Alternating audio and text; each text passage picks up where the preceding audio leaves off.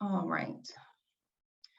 Good afternoon, everyone, and welcome to Beyond Boulders, the mid-year update of the 2022 graduating class of Pittsburgh Schweitzer Fellows Program. Still very early in the year, very strange to say 2022.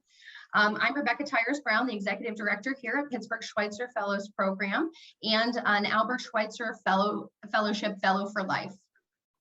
So oftentimes with this event and with things throughout the year, we're asked, what do you mean by boulders? In his autobiography, Dr. Schweitzer described the obstacles and challenges faced by change agents as boulders, noting in one of his more famous quotes that anyone who proposes to do good must not expect people to roll stones out of his way, but must accept his lot calmly if they even roll a few more on it. A strength which becomes clearer and stronger through experiences of such obstacles is the only strength that can conquer them. So here at Pittsburgh Schweitzer Fellows Program, we help to support our fellows as they develop skills and discover the strength they need to conceptualize and carry out their year-long service projects that address the unmet health needs of some of our most vulnerable communities. Through this process, we develop our fellows as servant leaders. Very shortly, you're going to hear them highlight their stories of their community and of the members that they're serving. With this event being virtual and wanting to allow access to as many people as possible, we did not set an admission fee for today, but we do ask that you consider making a donation at our website, or we will send out an email after the event for you to be able to electronically make a donation or send a check to our corporate headquarters. With each presentation, we have allowed a little bit of time for questions, which we'll moderate through the chat and the question and answer features.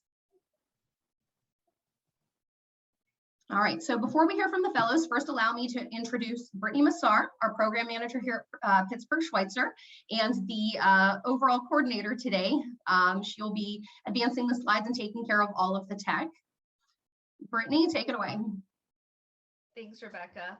Hello, everyone. As everyone said, my name is Brittany. I'm excited to introduce you to our 2021-2022 fellows. If you have any questions for our fellows, as Rebecca said, please use that chat feature, and Rebecca will facilitate at the end of the presentation. So first up, please join me in welcoming Eva Roy.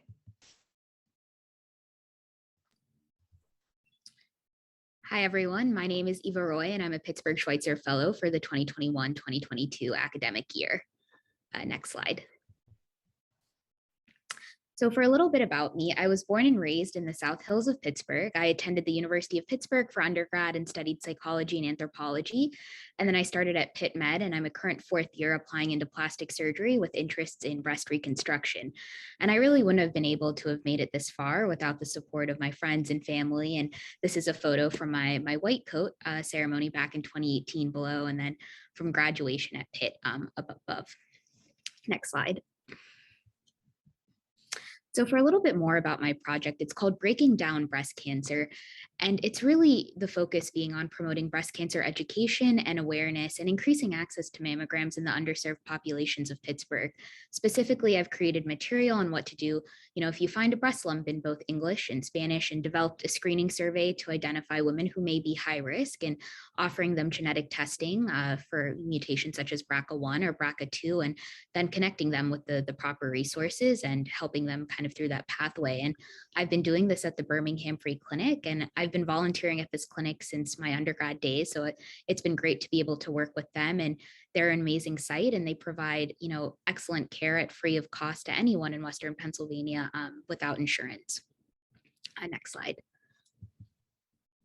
And these are just some of the materials I've created, as I said, just really to promote education and awareness on what to do if, you do find a breast lump, but if you're under 30, if you're over 30, kind of the next steps and what to look out for. And with the help of Patty, my site mentor at Birmingham, we were able to translate the material into Spanish as well, which has been great. And, it's been great to be able to work on this project, as this is something close to home for me. My mom had breast and then ovarian cancer and was BRCA2 positive as well. And, she passed away when I was in high school. So this project really was inspired by her. And also on my clinical rotations in medical school, as I've seen how difficult it is for women to really navigate this path. And, it's been like, it's just been great to be able to help women kind of improve their health literacy and really equip women to feel empowered and educated regarding their own health and what to do. And, I would really say my call to action is to check in with your loved ones, family, and friends, and make sure, they're up to date on their mammogram and whatever screening, really, whether it be for, a colonoscopy for colorectal cancer screening, or, as I said, mammogram for breast cancer screening. Next slide. And I just wanted to say thank you to everyone who's really made this project possible. My site mentor, Patty, who works full-time at the Birmingham Free Clinic. She's been amazing. She's a healthy woman coordinator and also Spanish translator. So she's been really helpful in implementing this project. My Schweitzer mentor, Braden, who's been great and knowledgeable in this field. And my two academic mentors, Dr. May, who works at the UPMC High Risk Clinic, and then Dr. Dela Cruz, who's a breast reconstructive surgeon at UPMC. And I'd also like to thank Rebecca and Brittany and everyone at Pittsburgh Schweitzer Fellows for allowing me to be a part of the fellow class this past year. Thanks. Thank you, Eva. Rebecca, do we have anything in the chat before we move forward? No, we're good. Okay, great. So next up, please join me in welcoming Jen Fair. So thank you for the introduction, Brittany. As you guys can see, my project is called Mind Your Health, and its goals have been improving access to healthcare, but not just physical health, also emotional and mental wellness as well.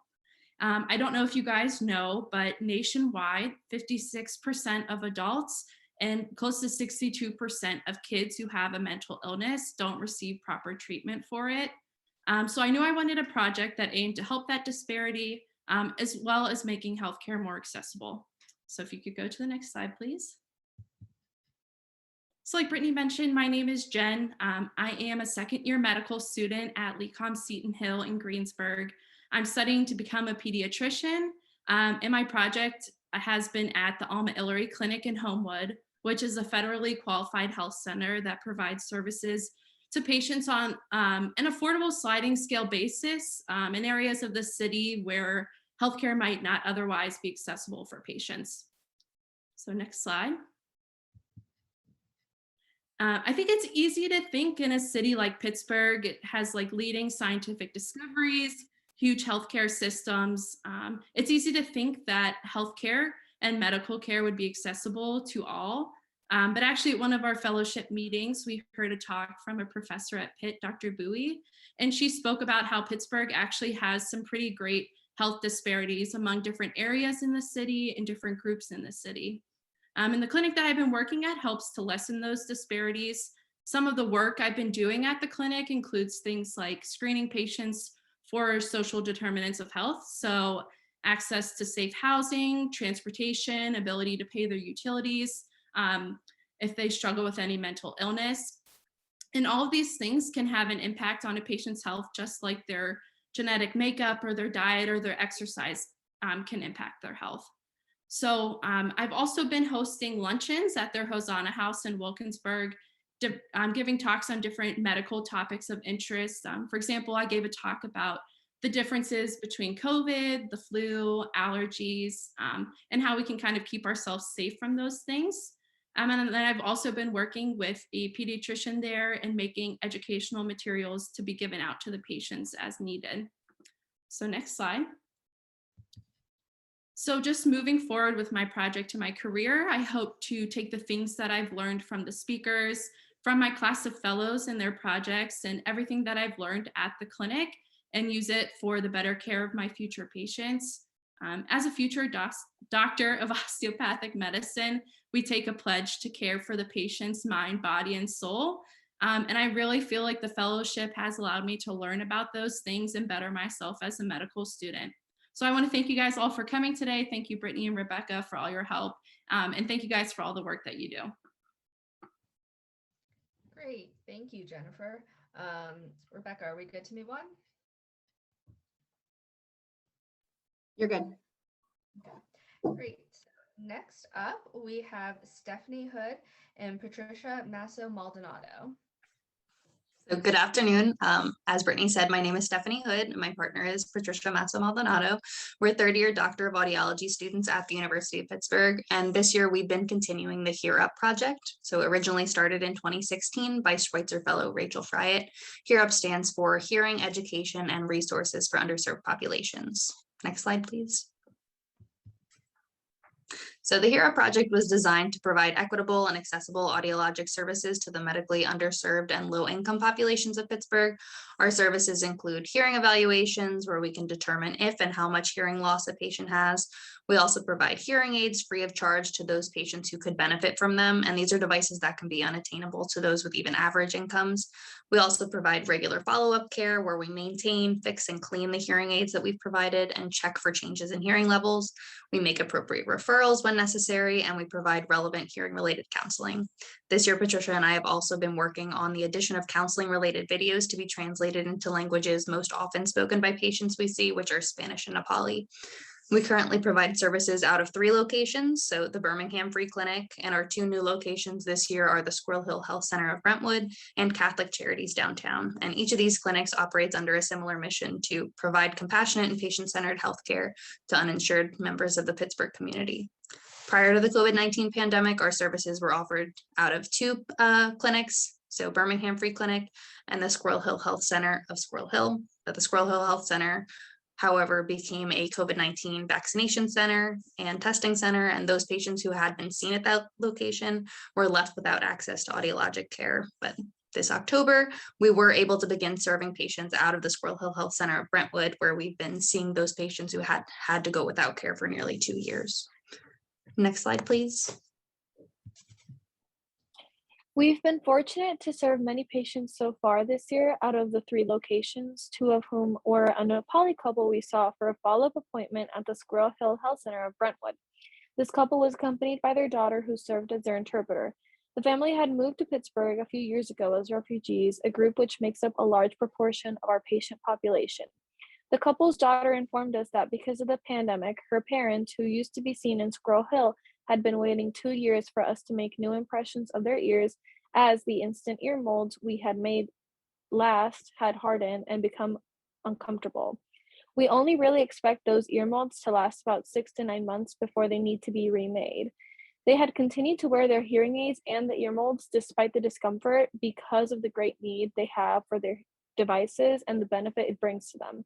Our return to service is definitely a large boulder we've been able to overcome this year. Another boulder we are actively trying to overcome with the addition of our translated videos is the level of care we're able to provide to patients who speak languages other than English, like this couple. The care we have been able to provide to these patients, had they not brought their daughter as an interpreter, would have differed greatly. However, boulders still exist whenever there's an interpreter, whether it's family members who answer for the patient rather than relaying the message, the patient's hearing loss preventing them from hearing an iPad interpreter, or simply the limit of time allotted for the appointments. Our videos will cover topics that we often counsel patients on in English, our goal being to provide patients like this couple more equal care and access to resources outside of their hearing loss. Next slide, please. So thank you for listening. We are excited to continue our efforts and finish our videos, which are nearly ready to be translated into Spanish and Nepali. While we do feel confident with our resources and where we are, one thing we would ask of you is to continue educating yourselves on beneficial ways of interacting with people with hearing loss and becoming familiar with the overall necessity of our project. One of our counseling videos aims to familiarize our patients with good communication strategies, but communication is a two-way street. Those of us without hearing loss should also be mindful and take it upon ourselves to learn and be inclusive. Thank you again to Brittany and Rebecca, and if there are any questions, we would be happy to answer them. Thank you, Stephanie. Rebecca, are we good to move on? Yes. Okay. Next, we have Aisha Firdos. Hi, everyone. I'm Aisha Firdos, and my project is Neighbor Cook. So next slide, please. So I want to start by introducing myself. So I was born in India, and I moved to the United Arab Emirates to Dubai when I was about a year old, and I lived there up through high school, and I moved to New York for my undergraduate career. And now I'm here in Pittsburgh doing medical school at the University of Pittsburgh with an interest in emergency medicine. And because of my international background, I was really interested in working with the refugee and immigrant population here in Pittsburgh when I decided to apply to the Pittsburgh Schweitzer program. Next slide, please. So I just want to quickly lay out what a refugee is. So that's somebody who's been forced to flee his or her country because of war, persecution, or violence. And when I was working with this population, I suddenly realized to myself, like, imagine if I couldn't ever go back to Dubai, which is where my parents currently live. And that was, an amazing realization. So next slide, please. I also want to talk about the refugee population here in Pittsburgh. So actually, Pittsburgh is home to 60,000 refugees. And as you can see, they live dispersed all throughout Pittsburgh. And we have a really diverse population here. We have folks who are from Bhutan, from Burma, from many parts of the African continent, from Iraq, Syria. So really, we have a big global representation here, which I didn't realized when I first came here. So next slide, please. And so that's how I came up with Project Neighbor Cook. And the goal of my project is to generate a source of income for refugee communities in Pittsburgh. And the way we do this is by creating an avenue for home cooks from refugee backgrounds to sell their home cooked meals. Next slide, please. And we do this in partnership with Community Kitchen Pittsburgh, which is a wonderful NGO here in Pittsburgh. So next slide. And I wanted to quickly point out some of the communities that I've been lucky to connect with. And so that's who are people from Thailand, Bhutan, Syria, and Venezuela. Next slide. Thank you, and I'm happy to take any questions. Thank you, Aisha. Rebecca, are we good to move on? You're good to go. Great. Next up to present is Kayla O'Donnell. Hello, everyone. Like Brittany said, my name is Kayla. I'm currently studying clinical mental health counseling at Duquesne University. In the future, I hope to counsel students who've experienced trauma, which brings me to my project. A major trauma that haunts many people in the United States is the process of immigration. So I created my project called Salud Mental, which translates to mental health, to address some of the issues that arise from this process. Next slide, please. The goal of Salud Mental is to decrease mental health stigma within the Latinx community with a focus on the teenage age group. The project teaches self-care skills, which can improve mental health outcomes and encourage people to seek counseling services when in need. To attract some of the teenagers to the program, because a lot of them aren't that interested in mental health, I plan loads of fun activities from soccer and salsa dancing to art and mocktails. Each entertaining program focuses on a different skill that the teenagers can use to improve their mental health. Through what I like to call sneaky counseling, the students are exposed to the idea of receiving outside help and may be more likely to seek professional help if it's needed in the future. An added benefit is that the skills they learn in the programs can be used throughout their entire life to encourage healthy coping skills. Next slide, please. I started working with my population as an undergraduate. I've always been interested in community engagement, and in 2017, I connected with Casa San Jose as an intern through Duquesne's Community Engaged Teaching and Resource Office. Casa San Jose is an organization that provides resources such as legal aid and youth programs to the Latinx immigrant population in Pittsburgh. Here, I worked with the youth coordinator to create a program for the Latinx teenagers in the area to learn English skills, form community, and practice self-advocacy. And the end of the year project was really cool. It was to take students to Harrisburg to meet with legislators and advocate for the bills that support immigrants.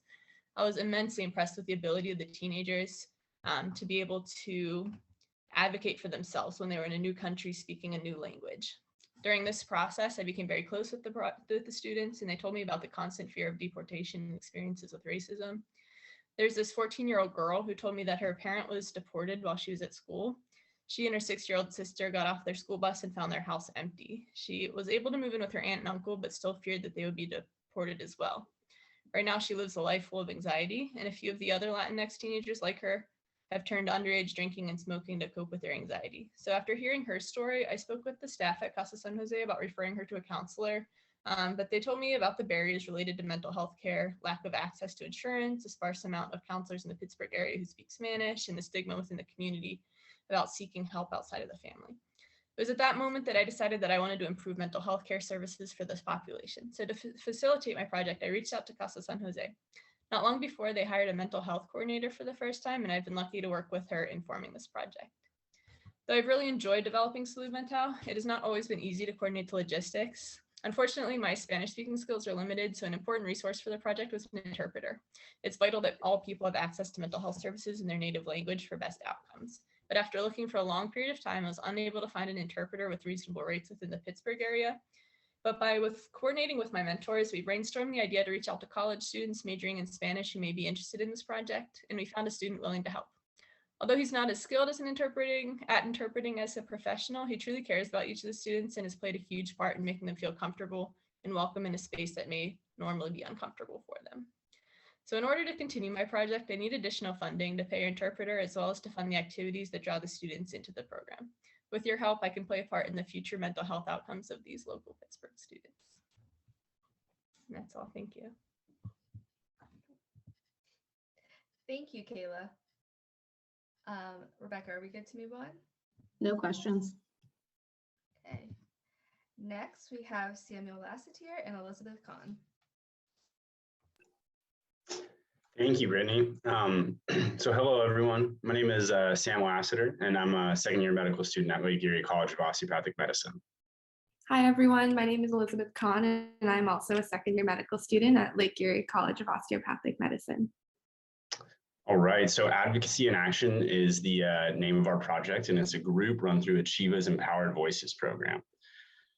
We are working to provide disabled adults with the skills, tools, and resources to achieve a more independent lifestyle through educational group meetings, as well as individualized meetings where we work to create person-centered plans. We chose to work with this underserved population because of a massive drop in services available to disabled adults after graduating high school as the legal mandate for accommodation ceases, which is often called the service drop-off. Pennsylvania specifically does a pretty good job in providing the needed services to this population while minors, and can be seen with the graduation rate, high school graduation rate of 42%, and on a national level, that number is only 19%. However, the statistics kind of show a different picture for disabled adults, as 51% of families with disabled individuals age 17 or younger reported difficulty accessing service, but that number jumps to above 80% once the disabled individual has graduated high school. Next slide, please. So our partner agency is Achieva, and this agency has locations in Pittsburgh and now a new one in Greensburg.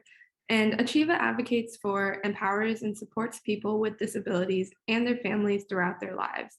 We chose Achieva because we felt that their mission matches our project goals, and they provided us with a lot of support and resources and to successfully run our project. And this is a photo of our weekly group meetings that we do via Zoom. And so this project, like some other projects that you've heard about, is a continuation of a project started by former LECOM students and Schweitzer fellows. And so the most important modification that we made was in the form of creating personal success plans. And the first plan we created was with one of our members, Liz Humphrey, who is a huge advocate for this type of planning and helped inspire the rest of the group to participate in it. Liz has also taken huge strides in her advocacy, both for herself and others. And she was actually recently awarded with the Tony Leach Award for Excellence, acknowledging her advocacy efforts. Next slide. So one boulder we've come across with our project, sorry, there's echo. One boulder we've come across with our project is communication and its effect on the group dynamic within Empowered Voices. Oftentimes with using a Zoom platform, it can be challenging to keep everyone focused on the meeting topic.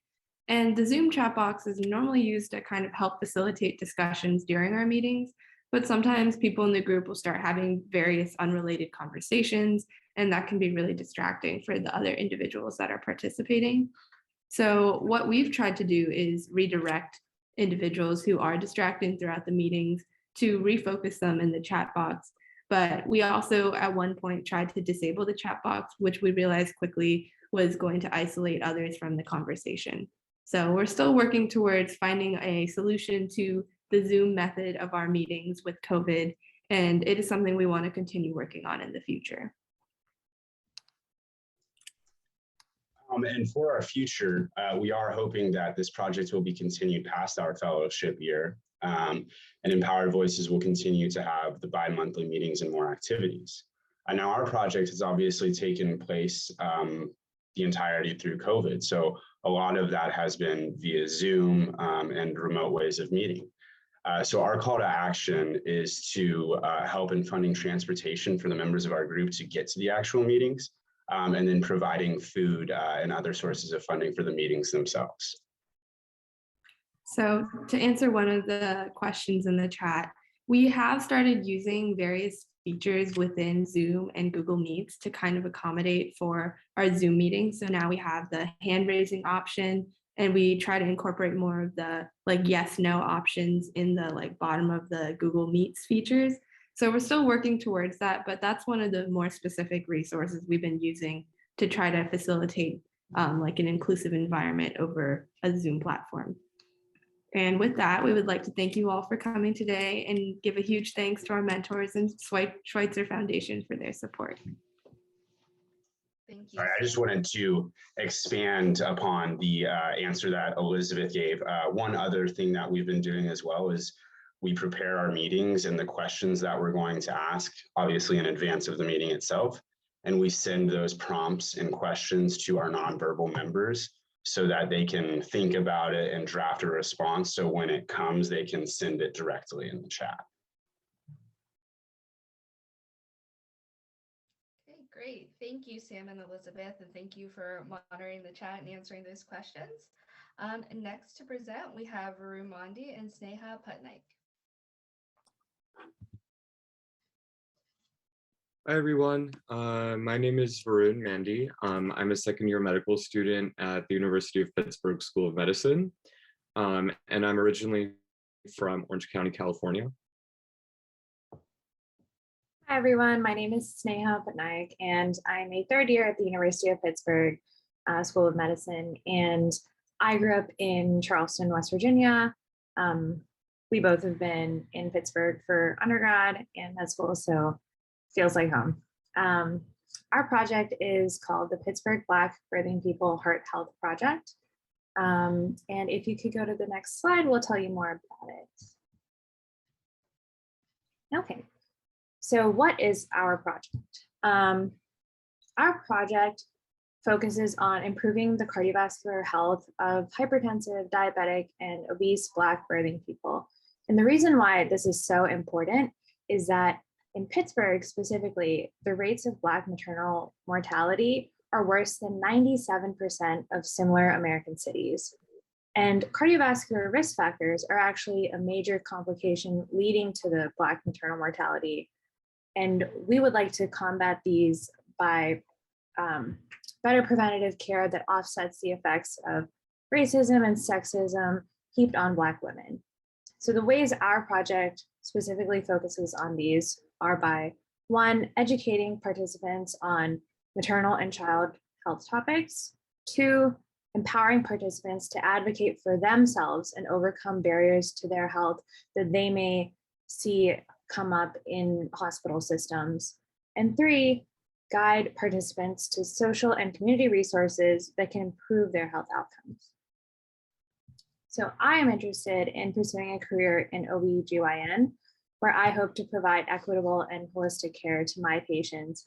I've been passionate about women's health since undergrad, finding a great sense of purpose in conversations about health that transcends the hospital.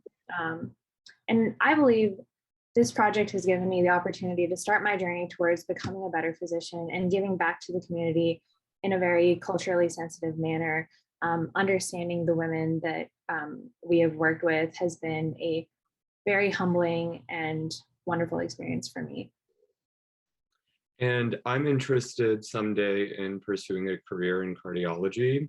And this project means a lot to me because cardiovascular health seems to be at the center of what is predisposing many folks to adverse pregnancy outcomes.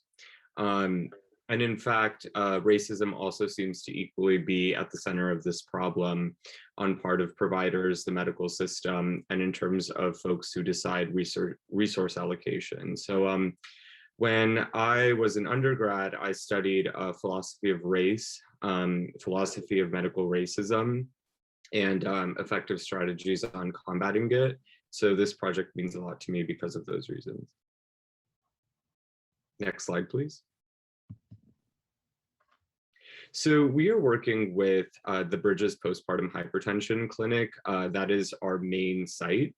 The Bridges Clinic is located in Magee Women's Hospital here in Oakland.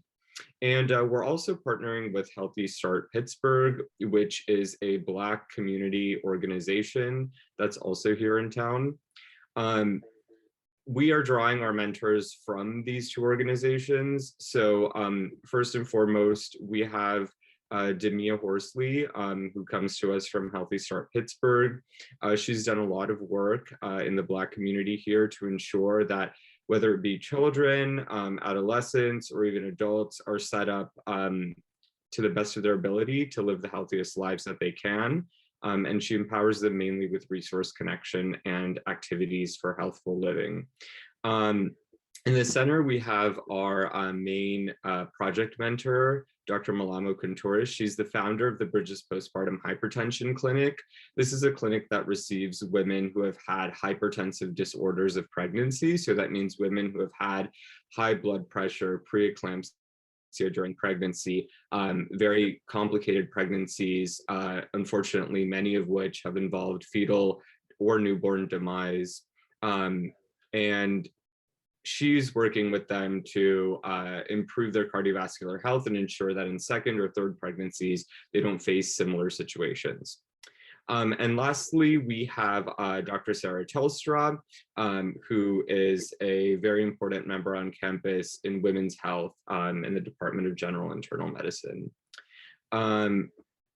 Now, we are working with, in terms of our target population, Black women who have all had preeclampsia or these hypertensive disorders of pregnancy. So the Bridges Clinic seemed like the best place to not only recruit women, but to also carry out our educational and empowerment activities to set them up well for future pregnancies if they might have them.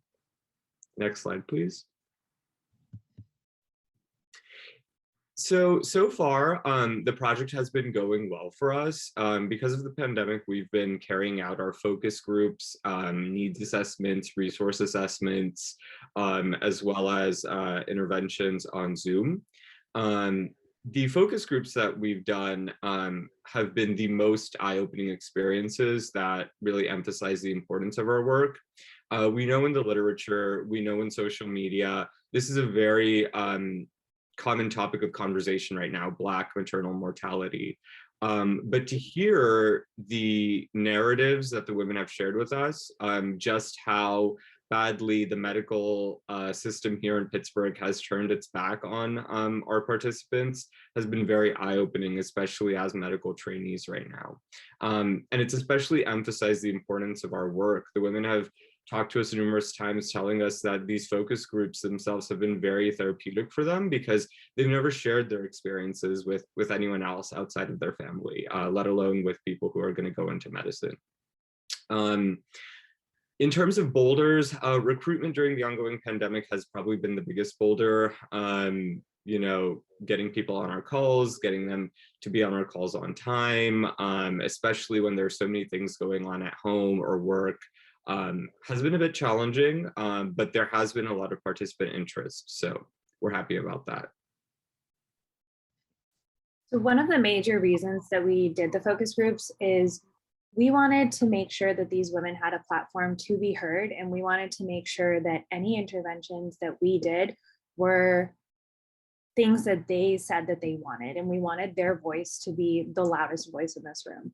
So from those conversations, some of the things that they felt that they needed most were better education about their actual illnesses and their treatments and why they were getting that treatment.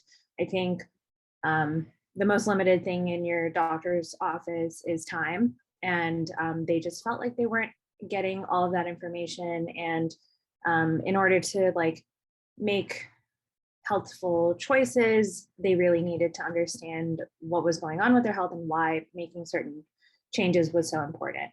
Another thing, a really big thing that we are focusing on now is the self-advocacy component. A lot of women felt like they did not have the tools to voice their concerns in a medical setting where they may be very intimidated by all of the things that are going on, scared for their own health and complications. And it's really hard to put that into words and put that into the words that can call for action from physicians. So we have been focusing on creating these specific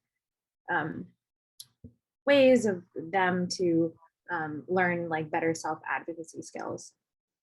So what you guys can do is definitely donate to our intervention to help us carry out our like other sessions, including yoga sessions, and host skilled speakers in birth rights, provide healthy meal delivery during our sessions, and also to incentivize participation. A lot of these women are very eager to get help, but they also have a lot of like conflicting issues with like needing to work a long day and like take care of their families.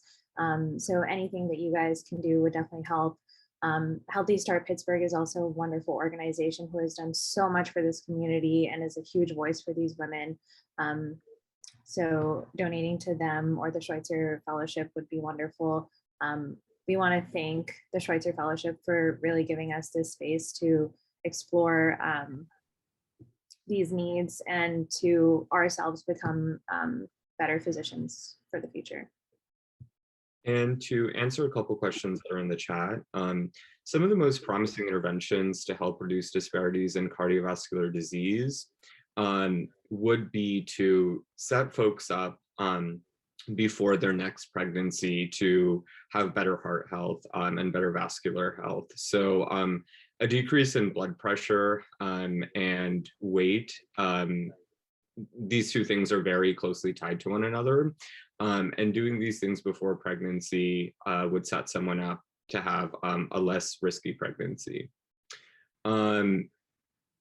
In terms of the target population, thinking about, being taken care of someone from outside their race, I think there's two aspects to that question. One is at the point of care, and then one is in the interventions and the project that we're carrying out. So at the point of care, our women have been very clear with us that when it comes to Magee Women's Hospital, they feel that they are simply overlooked, infantilized, not taken seriously, and that their pain and their concerns are also not taken seriously. This is predominantly at the hands of white providers at Magee Women's Hospital. Our women have mentioned that they have found allies in few Black nurses and Black providers at Magee Women's. But, if those Black employees are gone or stop working there, they stop having allies there that they feel like they can rely on. In terms of our project, our women have actually told us that, on numerous calls, we went into this thinking that, okay, we are not members of our target population. How can we effectively communicate and interact with them? But the women have actually said that, seeing as you two, Stan, and myself are also members of minority groups, they feel that we can empathize with them. They feel that we have understood them. They feel like we're holding space for them, and that they feel our sessions have been very therapeutic, and they look forward to hearing from us and learning from us. I also wanted to mention that they feel very heard when people of other communities are listening to them. So it is a sense of hope that not only Black providers, but other providers can also listen and give them the type of care that they need. Great, thank you both. Thank you, Varun and Sneha. And thank you for monitoring the chat. Next, we have Tiffany Allen. Hello, everyone. My name is Tiffany Allen, and I'll be giving my population advocacy presentation for Beyond Boulder. Next slide. So a little background information on me. I'm currently a second-year student at Chatham University. I'm in the Fall School Sustainability and Environmental Degree Program. Here you can contact me for my email. And my project name is called Neighbors Group. And I'm currently working with the Beaver County Marcellus Awareness Community, where my project serves minorities, elderly, low-income, and children. Here on the top right is my logo for my project that you will be seeing on my social. On the bottom right is what is used when I am recruiting for the Neighbors Group. Next slide. So I just wanted to give a little information on why I chose the populations that I did for my project. So my project is focusing on issues concerning fracking and the petrochemical plant and how it negatively affects their health and the environment. And so when talking about this issue, we are usually talking about frontline or marginalized communities. And those communities are people who are living in rural areas, have low economic or socioeconomic status, or communities of color. And they are the ones that are usually living near shale oil or twice as likely to live near fracking well sites. And marginalized communities are seen as people that cannot invoke local change in government and when it comes to the environment, and they are the ones that are usually living at or below the poverty line. And that's why these companies take advantage of that, and they want to give them money for their land because they think they're going to get a lot of it and it's going to be cheap. But these people don't understand the negative effects associated. So now they are dealing with nausea, dizziness, mouth ulcers, rashes, headaches, and abdominal pain. And I just want to highlight quickly here that a company said out loud that they put their fracking sites in marginalized or frontline communities because affluent communities are able to fight back on resources. Next slide, please. So here on the right, I have a photo of me working with my target population. This is a community in Ambridge with the Beaver County United. And then on the left here is a photo of the issue that I'm tackling currently, which is the petrochemical plant. This is just a photo of the plant while it's being built, and it's supposed to turn on this year in 2022. Next slide, please. So I just want to give a little story. So on September 26th, there was a smell complaint, and the people of Beaver said that the smell was like maple syrup-like. And since Beaver County does not have a health department, anything environmental, they have to go to the PA Department of Environmental Protection. And they also reached out to Shell about the issue, but Shell told them that there was nothing wrong as they care about their health and safety of their employees, contractors, and residents.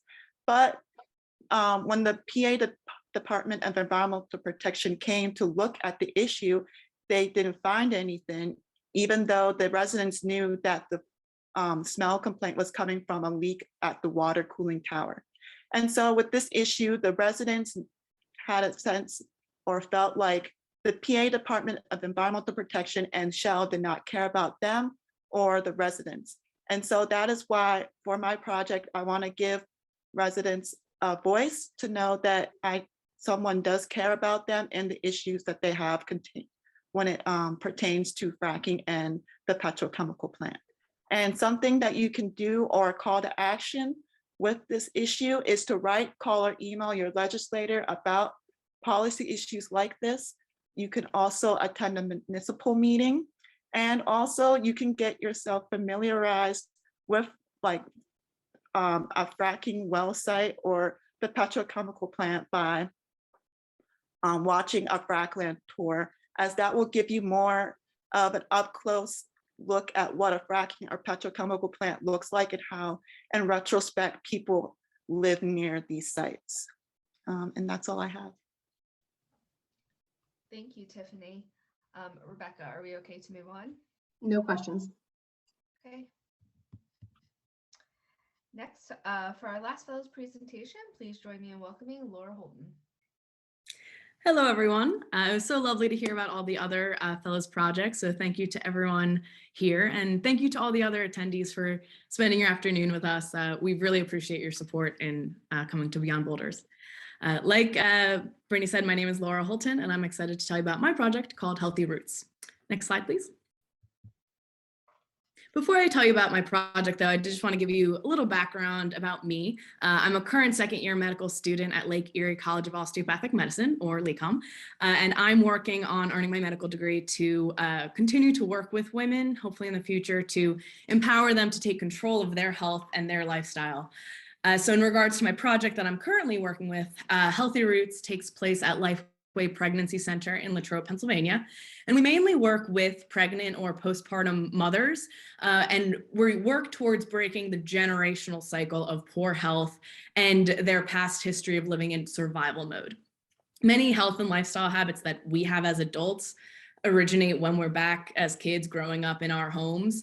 And the goal that we have is to break the survival mode instincts that these mothers have grown up with from their past, so that they can learn how to model positive health habits so that their kids can grow up with a positive role model for health in their future years to come. So the mothers that come to us, they have a variety of backgrounds. Some of them have lived in poverty, unemployed. Some come from abusive environments or relationships. They have mental health challenges. But overall, they just have some need of outside support so that they can provide what's best for their families and their children. So we work on changing their habits and their mindset so that they can change the cycle. Next slide, please. So just a bit about Healthy Roots.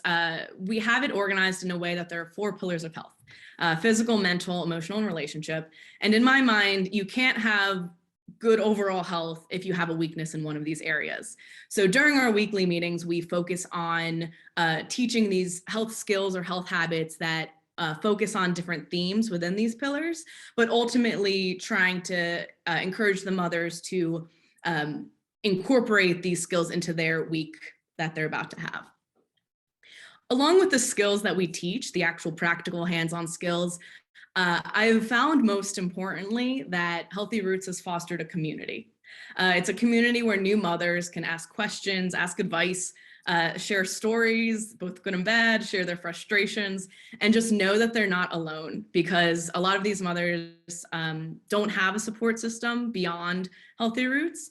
And this is a time where they can just take an hour to have that support that they need as a new mother. So I did want to just share some of the challenges and good and bad that I've experienced over the last few months. One of the biggest challenges has been having the mothers open up to both me and the other mothers in the group. They're used to having everything really just stacked against them. And we've been working with them to open up and to let us into their lives. So there's one mother in particular who has been coming to Healthy Roots for about 4 months now. She has a young daughter about to be 6 months old, and she has a very tough and confident exterior. But actually it was about 2 months ago when she was telling us about her struggles of the week, she just ended up in tears because she was just so overwhelmed of feeling like she was stuck. She was stuck in a cycle of not knowing how to get out of her challenges that she has. She has some financial challenges. Her boyfriend, who's the father of her child, isn't the best at co-parenting. She's been struggling with her apartment and her physical and mental health as well, along with taking care of her new daughter. So bit by bit, we've been breaking down some things that she can do to change her life and to get out of that cycle she feels stuck in. And fortunately, last week she came back and she says, I finally finished my to-do list. And it sounds like such a simple thing, but the joy and pride that she had of just being able to take control of her life shows that, okay, even if it's been months at a time, she's working towards bettering her life and then the life of her daughter as well. And next slide, please. So like I said, Healthy Roots really is for the mother, the child, and the family. Your support of both Lifeway, Healthy Roots, and the Schweitzer Fellowship is incredibly valued because I know firsthand how these organizations can positively affect the lives of individuals who really need it the most and don't know where to go and don't know where to turn to when they need that extra support. So overall, all of these organizations combined, we're working towards interrupting the generational cycle, hoping to benefit the mothers, the family, and the child for years to come. So thank you so much, and I'll pass it back to Brittany and Rebecca. Thank you, Laura. Thank you to all of our fellows for their project updates and population advocacy presentations. And with that, I am going to turn it back over to Rebecca. Thank you, Brittany. I'm very excited. It is my honor to introduce you to a person who I consider a friend and also a colleague with the Alfred Schweitzer Fellowship, Dr. Lachlan Farrow. Dr. Farrow is a Schweitzer Fellow for Life from Lamborghini, 1982. As a senior Harvard medical student in 1982, he spent 3 months in Africa as an Albert Schweitzer Fellow at the Albert Schweitzer Hospital in Gabon, and joining the hospital's governing council in 1994 and serving as its president from 2010 to 2013, working with Gabon President Ali Bongo Ondimba, I hope I pronounced that correctly, the Gabon Ministry of Health and the Management Sciences for Health to develop a comprehensive national health system reform initiative over there. Without Dr. Farrow, I can very confidently say we wouldn't be here today because he was actually the founder of the U.S. National Fellows Program here. He proposed and developed the Albert Schweitzer Fellowship U.S.-based program starting in Boston in 1992. After overseeing the U.S. program's growth as ASF's president through 2009, he returned as president and board chair in 2018. By profession, Dr. Farrow is a general internist and a senior fellow at Harvard Medical School Center for Bioethics. His achievements and career over the past almost 40 years have so many notable highlights that we would probably be here until dinner time if I were to tell you about all of them. There was a bio attached to the invitation that came out, and we do have it on our website, so I do encourage you to read up on him. He's very interesting. Dr. Farrow and his wife Susan live in Newton, Massachusetts, and have 4 grown children: Melissa, Aiden, Avery, and Lauren.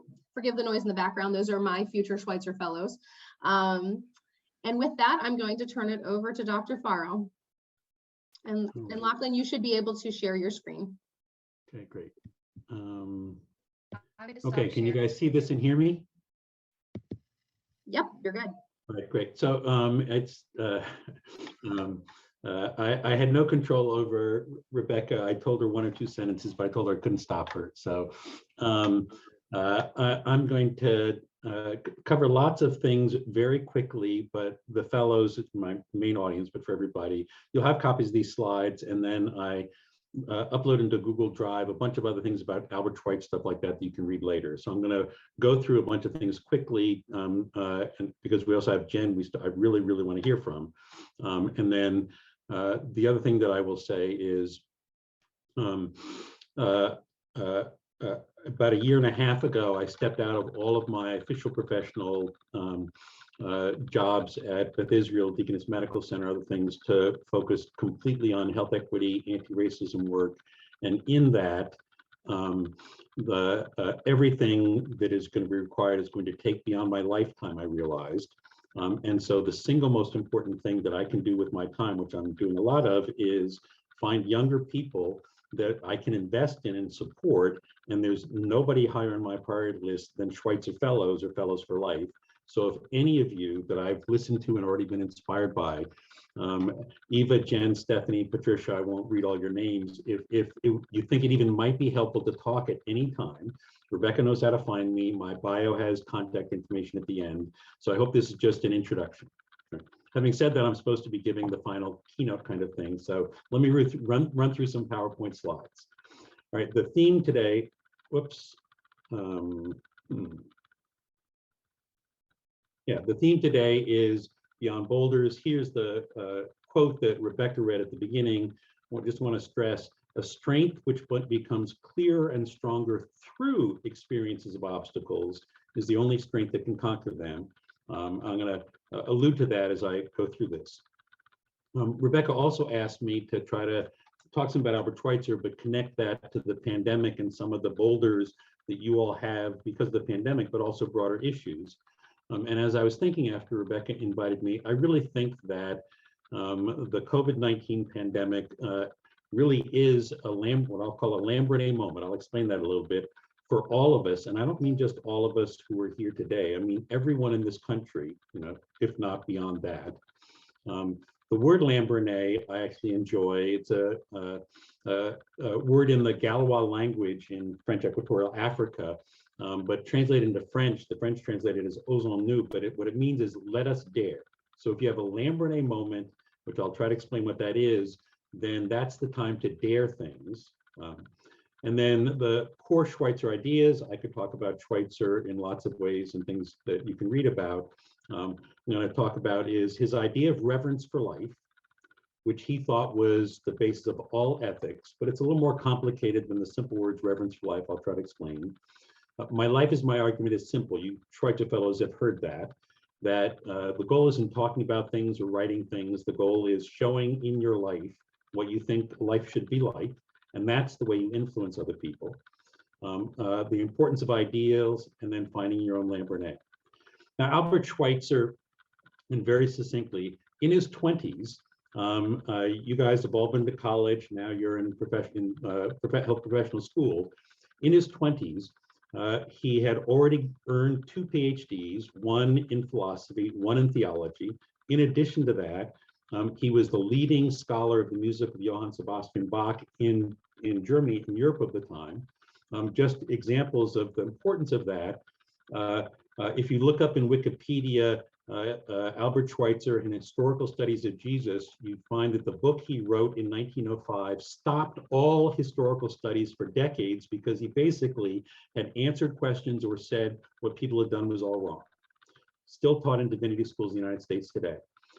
His books on Bach, if you get Yo-Yo Ma's second recording of the Bach cello suites, in the liner notes, you'll see Yo-Yo said, after being part of a Schweitzer symposium, the one where we launched our Boston program, I was rereading Albert Schweitzer on Bach and decided that I had to do it over again because of what he taught about Bach.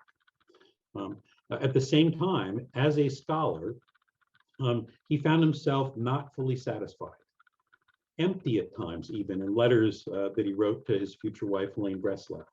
Now, as a scholar, he'd been absolutely obsessed with truth. What was really true about Jesus or not, what was really true about Bach and what he meant in his music or not, what was really true in other theological things. But as a scholar, he passed fairly regularly in the small town Colmar near he was, this statue of an African man. This was a sculptor who later went on to create a sculpture you've all seen of these pictures of the Statue of Liberty. But Schweitzer was just haunted by this man, and then he started studying and learning about Africa. And what he learned about Africa and people like this man horrified him.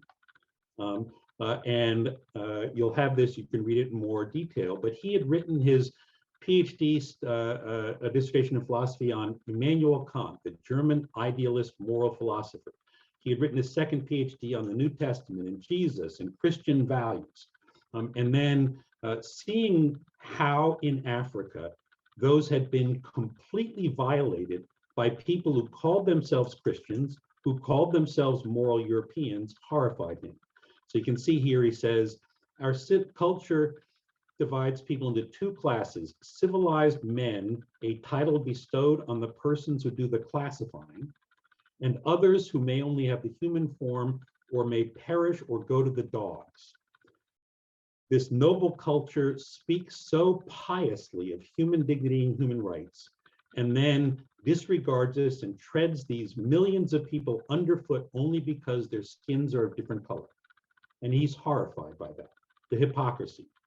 He even goes on to talk about how people, his people, Europeans, Christians, robbed people of their lands, made slaves of them, atrocities perpetrated, and his conclusion was, for anyone who considers themselves a European, anyone who considers themselves a Christian, that we must make atonement for the terrible crimes and the still worse ones that we don't even read and hear about.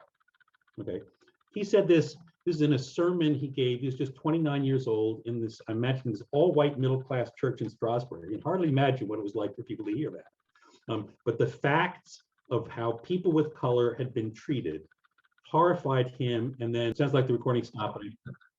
Horrified him, and then like, what could he do? And he decided that he wanted to stop devoting his life to writing, preaching, talking. He said, I decided to make my life my argument. In that, he had a soulmate. Helene Breslau, later his wife, who had been herself a pioneer on the front lines in Strasbourg as a social worker, reaching out to support unwed women, the sort of cast aside, stigmatized women in Strasbourg, and she valued them. She ended up getting a special program set up through her advocacy in Strasbourg to treat pregnant unwed women humanly. And they set off to Africa to start a hospital. In 1913, they saw 2,000 patients in the first year there. One of the most important things about Dr. Schweitzer that his daughter Raina taught me, he had one child, the daughter Raina became a very close friend, died a number of years ago, said, people completely misunderstand my father when they think that he sacrificed his careers in Europe, sacrificed things, and my mother to go to Africa. That's completely backwards. He was not satisfied by the things he was doing in Europe. He saw something that seemed more important in Africa. He developed the skills by going to medical school starting at age 30 so he could help. And he spent the rest of his life there in the most satisfying, fulfilling way that he could, because he knew what he was doing really, really mattered. But 1 year into the time there, the hospital was shut down and he and his wife were made prisoners of war. Well, that sounds crazy, but World War I broke out and he and his wife were German citizens. It was a French colony, so they were made prisoners of war.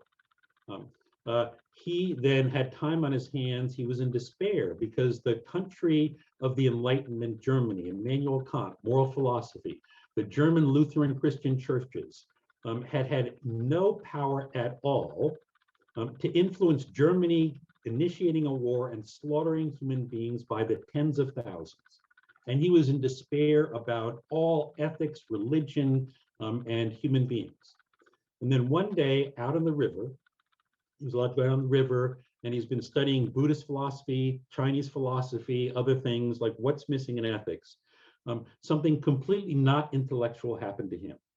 He found himself looking out at hippos, a baby hippo, the birds, the nature, and just found himself overwhelmed by the power, the beauty, the glory of this life, nature around him, and then in himself feeling part of that. And what happened was, what flashed into his mind was this phrase, reverence for life. Except actually, of course, even though for him it was reverence for life, not truth, or truth is inadequate, he's German. It wasn't reverence for life. That's an English phrase. The phrase that flashed into his mind in yellow there was Ehrfurcht vor dem Leben. And that German word, Ehrfurcht, reverence doesn't do it. This German word Ehrfurcht, which it sort of, he says flashed into his mind, is what Schweitzer came to believe was a capacity that all of us, every one of you, I could sense it in you as you talked about the people you're working with. Every healthy human being has. We also have the capacity to do what the German soldiers were doing, or Auschwitz or other things. But this capacity starts with just our awareness of the miracle of life in ourselves, like I'm alive, that I'm alive, I'm aware is a miracle. In others, out of that awe, having a sense of respect for the value of every life that you see. And then when that life is vulnerable, a sense of responsibility for that. And again, this isn't like an idea. It isn't an emotion. It isn't just a feeling. It's just some yearning that he thought we all have within ourselves. And when we can become aware of that and then want to respond, thought that is the basis of all ethics and actually ultimately the most deeply satisfying life a human being can have. But that raises a question about respond to what? If we're not aware of something, we can't respond. And where does this energy come from?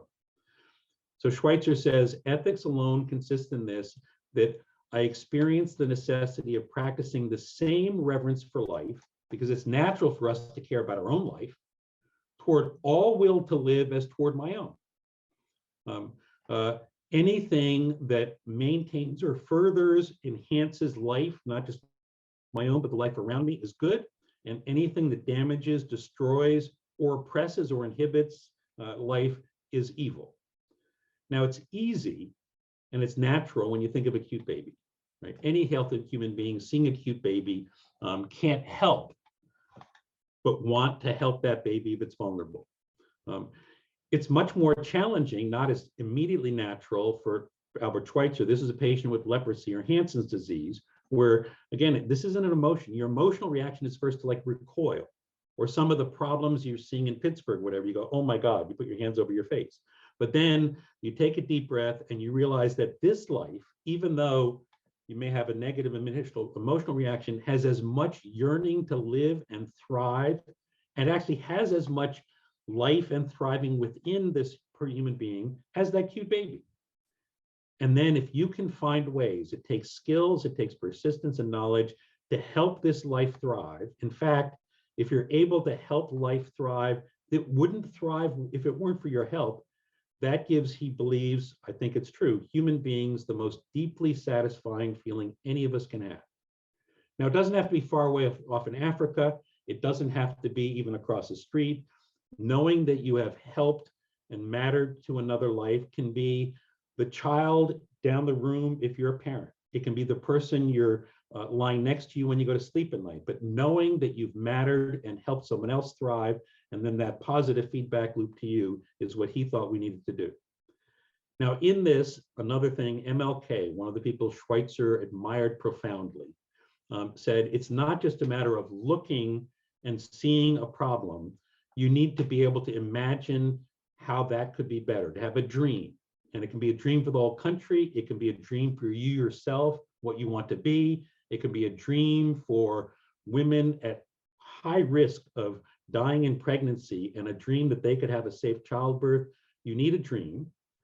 Those dreams are what give us our ideals. Our ideals are the most powerful thing, Schweitzer believed, that human beings have. Dreams and ideals. MLK knew this, right? Nelson Mandela knew this. Other people knew this. And what Schweitzer said is, realists who think they're the ones who actually have the wisdom, it's completely backwards. Realism has no power over reality. Ideals are the only thing that can change reality, and it's the power that they give us. So what he said to young people, what you guys are learning through the Schweitzer program is, you need to grow into your ideals. They start off abstract. You challenge them, you have boulders, you meet each other, they grow deeper roots, and then life can never rob you of them, and be on that path. And so this is the first article we wrote in Academic Medicine about our U.S. Schweitzer Fellows program. And we basically said, these are programs that are just trying to take the idealism of almost every student who enters medical, nursing, public health, audiology schools. The schools don't take it seriously. And translate that, help you all translate that into action, deepen it, and then infect each other, and then that spreads. I'm doing a lot of work these days with bioethics colleagues at Tuskegee, the National Center for Bioethics at Tuskegee, and one of them asked me a few months ago, who's alive today, Lachlan, that reminds you of Albert Schweitzer? And I hadn't thought about this. I immediately said, oh, Brian Stevenson, who in all kinds of ways is different from Albert Schweitzer. He's a lawyer, in the United States entirely. But the more I've thought about it, the more I find that true. Brian Stevenson, if you don't know lots about his work, there's, in fact, if you had to choose reading more about Albert Schweitzer, reading more about Brian Stevenson, learn about Brian Stevenson. He's local, he's current.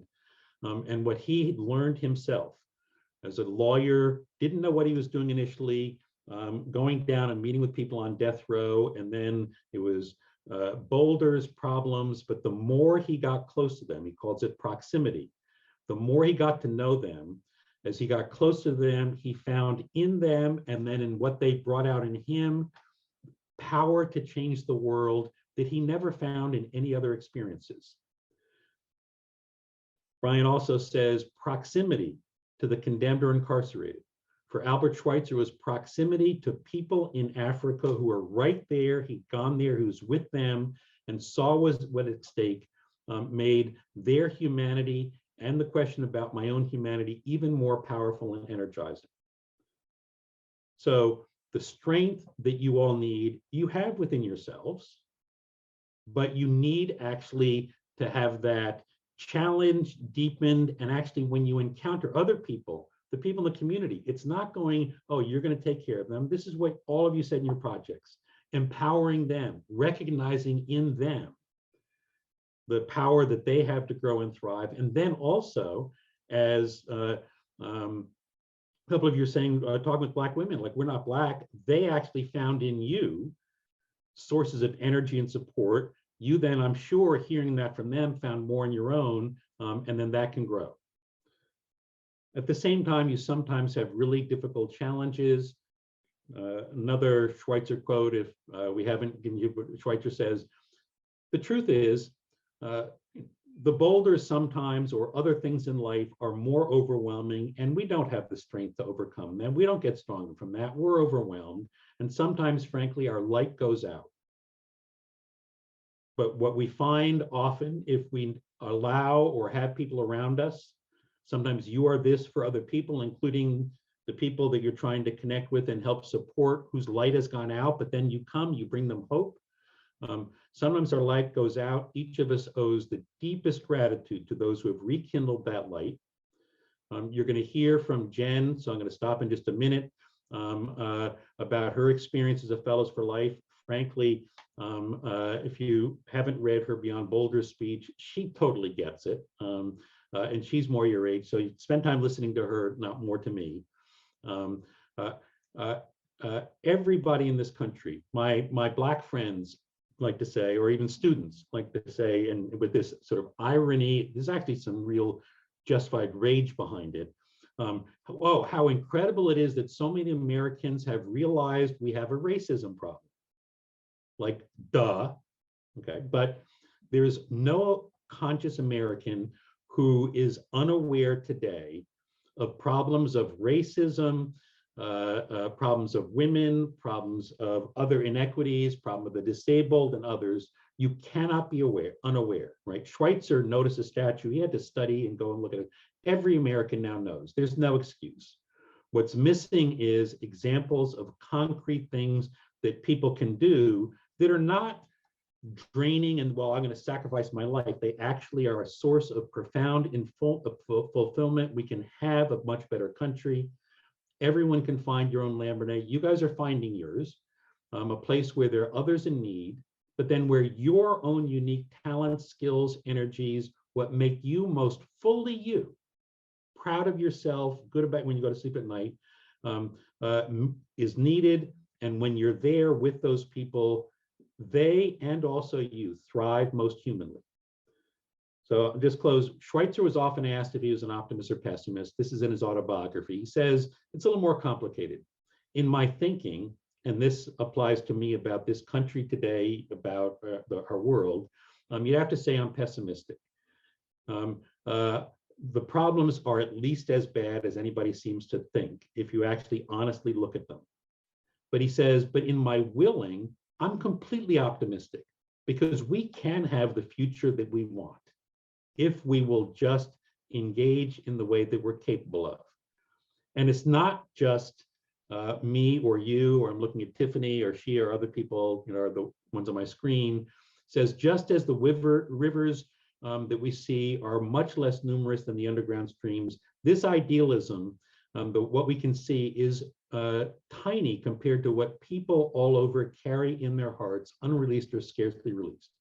There are some Americans, including some who stormed the Capitol a year ago, whatever, that I think maybe they're lost souls. But the vast majority of people that you know, including your classmates and others, have much more idealism than they're expressing, and you guys can inspire them. A couple of you mentioned hope. Brian Stevenson again, you know, MLK says everything is done by hope. Hopefulness is believing what you haven't seen. Hope is your superpower. You get that from each other. And I really believe what Norman Cousins, who wrote a lot about Albert Schweitzer, was one of the leaders in world anti-nuclear other things in an earlier generation. He said about nuclear weapons, when people said, oh my God, the whole world could end, which is still true. Oh, that's so depressing. He said, actually, it's terrifying. But in fact, this is the most exciting time in human history to be alive, because so much is at stake. We can make a difference. And if we do it in the right way, then all kinds of other peoples will see how to do that. And I think that I honestly believe you are entering health professionals at the most exciting time in human history, in part because the problems are so daunting. They're in our faces, but we know about them. And we actually can make a huge difference if we do it all together. So I'm going to stop here so you can hear to Jen. Please be in touch with me if I can talk some more and be helpful to you in any way. And you guys have inspired me. So thank you for that. I'd like to ask all of our fellows to come off mute and to join me in a round of applause for Dr. Lachlan Farrow.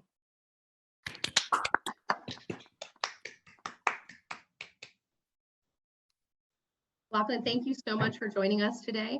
I really greatly appreciate your insight and the knowledge and the historical information that you can always bring to our fellows and help us to push our fellowship forward. There is an actual change to the schedule for today. Jen Sloan was not able to be with us today. And the speech that Lachlan referenced is actually on our website. Brittany's going to put it up in our chat. This was from our Beyond Boulders 2 years ago. Something that we find is that our fellows go on to continue using the things that the people that they are in their hearts and the things that they learn in the Schweitzer Fellowship to continue work with underserved communities.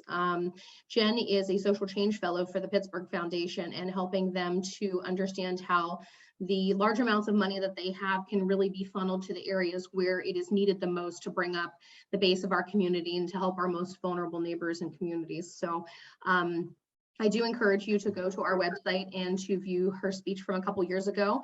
I just read it the other day, and it was chilling how relevant it still remains to the work that we're doing, and especially the work that has been going on during the pandemic.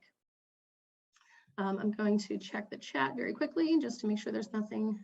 Okay, and Brittany has put the link for Jen's speech in there from a couple years ago. And then we will send out these links with our follow-up email, as well as the place for you to make a donation if you're interested. I do see donations have come in since yesterday and since the call has started. So thank you to everyone who has continued to support our program. We're in such strange times now where things are, we're making decisions from week to week based on variants and news stories and all of the relative information that comes in that changes the course of direction on what we can and can't do on a daily basis. I've been reminded that there will always be war, illness and disease, stress, fear, and darkness, but that's not how we're going to end today. To end on a positive note, I ask everyone to remember that in contrast to that there will always be a place for peace and for health and for hope and for people to have courage. And more than anything else, there will always be light. Lachlan took the quote I was going to use at the end here. Sometimes our light goes out, but it's blown again into instant flame by an encounter with another human being.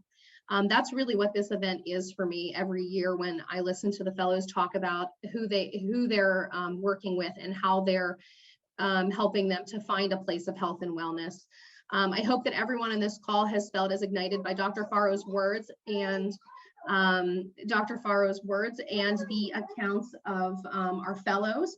Our fellows are reflective of the spark that's in all of us. And so as a call to action, I encourage you to reflect on your spark and what really makes you burst into flames and come alive, and how you can really help those around you, even with the smallest actions of kindness. I ask everyone to have a great afternoon. If there are any lingering questions, please feel free to send them to us and we will connect you with the fellows. But otherwise, have a great January and happy 2022.